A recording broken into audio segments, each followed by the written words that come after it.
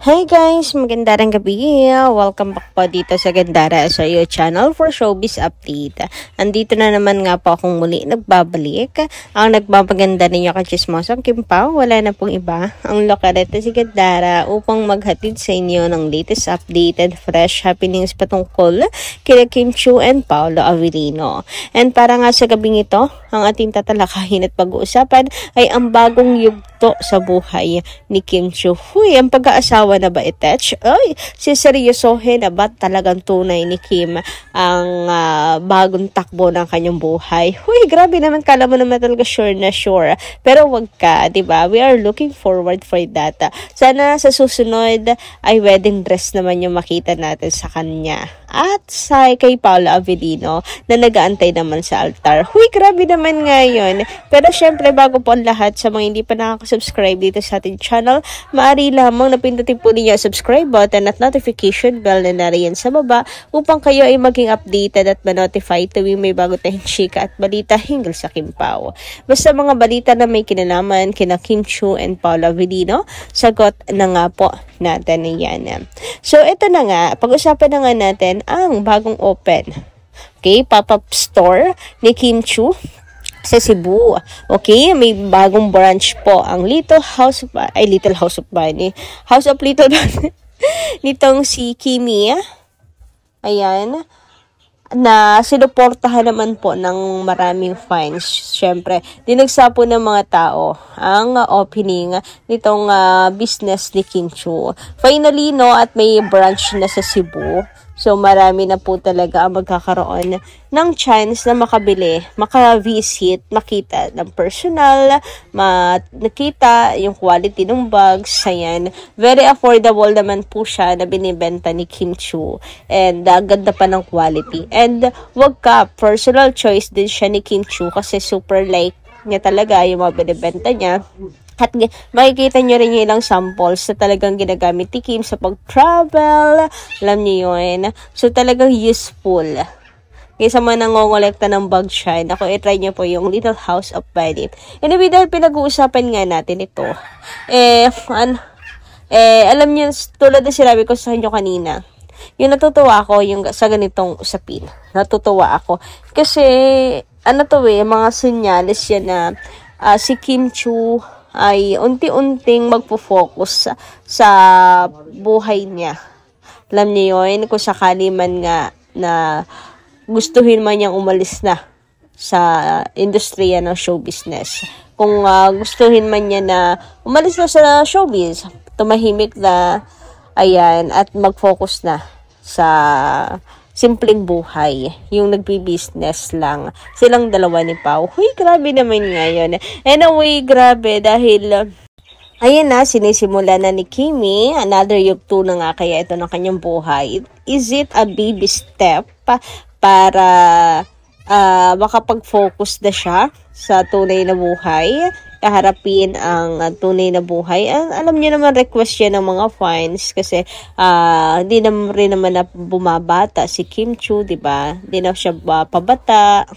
Ayan, and wish to ng mga fans sapagkat upang sa ganun ay ma-experience ni Kim ang natural birth, diba? Kasi kung papahuli pa niya, patatagalin pa niya, baka hindi na niya ma-experience yung tawag dito, ma-experience yung natural birth.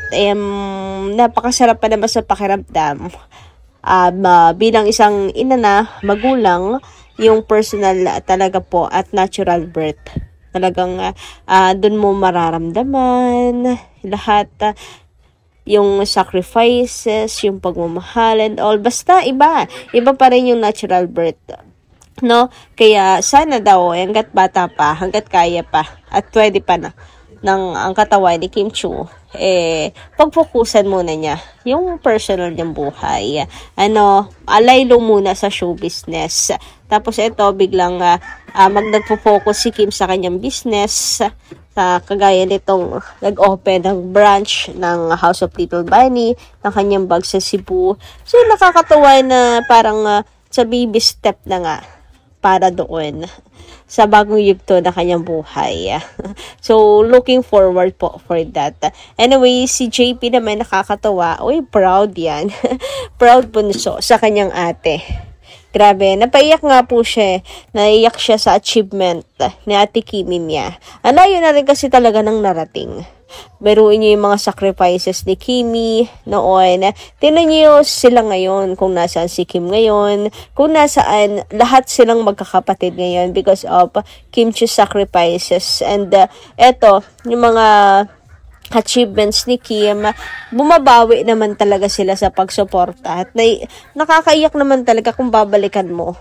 'Di ba yung mga pinagdaanan ninyo? And syempre nakaka-proud. Kahit naman siguro kapatid ko, si Kim, super proud ako sa kanya. Kaya may iyak-iyak.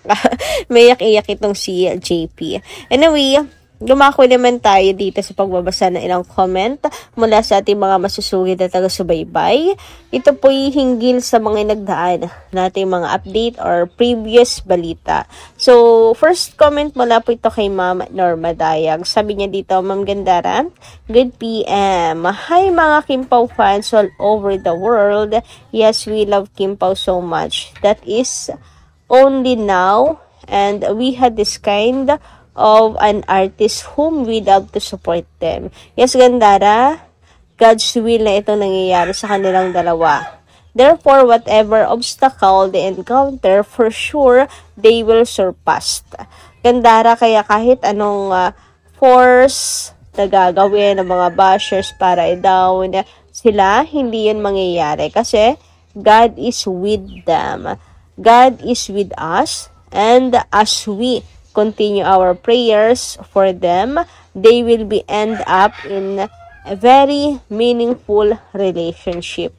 Advance happy to related season of the year.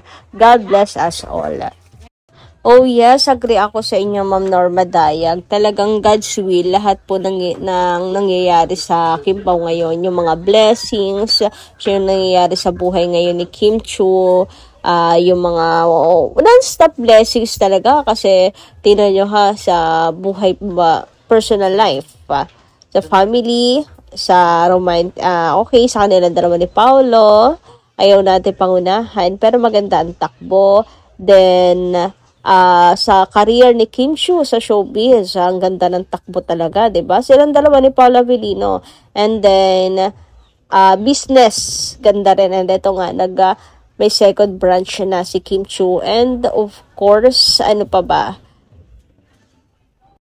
Mga endorsement. Lahat po ng 'yan God's will. Yung mga blessings na talagang inuulan ng blessings ang Kim Pao. God's will yan kasi nga napakabuti po nilang dalawa, kasi nga mabuti silang tao, nagsishare sila ng blessings, they are humble. Wala akong ibang masabi kasi talagang deserve nila lahat ng suporta and blessings na kanilang natatanggap. Samantala, ayon naman kay Ma'am Annalyn Hika, sa tagal ng artista ni Paolo, wala pa akong nakita na nakipagbalikan siya. Panoorin mo Gandara, may bagong vlog, yung Korean vlogger, ang cute nilang dalawa, Kim Pao. Napanood ko na nga po yun, mama. May pahabol pala ako, Gandara, sabi ni Kim, no, second chances.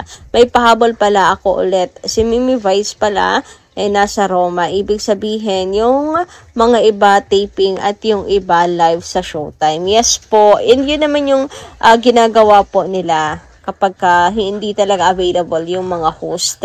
Anyway, about nga dun sa vlog, ang cute nila Kim and Paolo doon. May mga banat pa nga si Paula Avellino. And ayoko i-spoil. Yung iba kasi hindi pa siya napapanood. Uy, nandito yun sa YouTube, guys. Panoorin ninyo. May napapanood na rin ako ilang clips pinupost sa X. Pero maganda full video. Panoorin nyo. Nandito yan sa YouTube. Labas na labas din talaga yung humor ni Paula Avellino. Anyway, sabi naman dito ni Ma'am Marlita Aria Rodriguez, maganda rin gabi. Good evening, Miss Gandara. Inggit lang yan. Ano bang pakailam nila sa gusto ni Kim? Kaano-ano ba kayo ni Kim? Lahat na lang pinapakalma ninyo. Wala kayong pakialam sa mga personal na buhay ng Kim Pao. Kayo ba ang makikisama?